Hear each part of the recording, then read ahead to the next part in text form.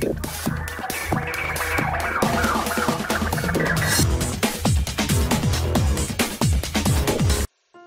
Viewers, বিনোদন জগতের সব খবর নিয়ে আপনাদের সঙ্গে এই মুহূর্তে রয়েছি আমি রিপোর্টার কুলসুম।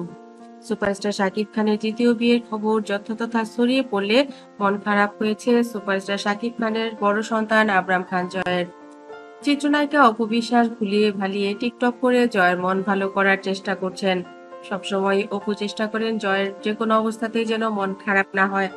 তিনি কাজের ফাঁকে ফাঁকে চেষ্টা করেন জয়কে নিয়ে বিভিন্ন জায়গায় ঘুরতে যেতে, দাদু বাড়ি নিয়ে যেতে এবং জয়ের পছন্দের খাবারগুলো তাকে খাবার আয়োজন করে দিতে।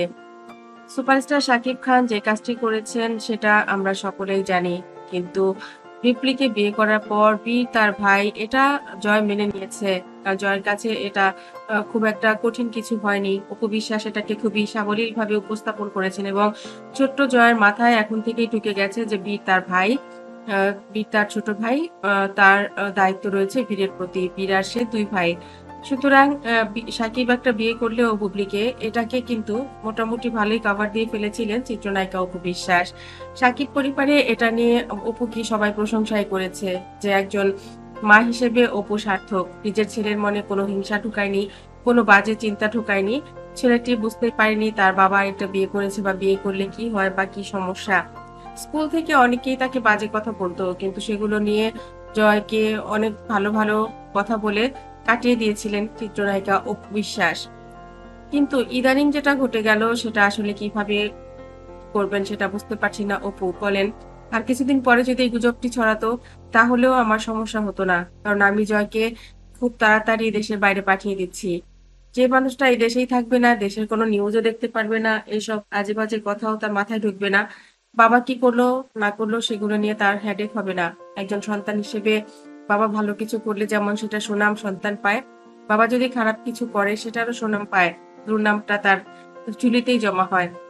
সন্তান হিসেবে এটা আসলে তাদের করার কিছুই থাকে না। এই পৃথিবীতে অনেক বাবাই রয়েছে যারা নিজের সুখের জন্য অনেক কিছুই করে, সন্তানের কথা ভাবে না। কিন্তু মায়েরা সবসময় একটু সচেতন থাকেন।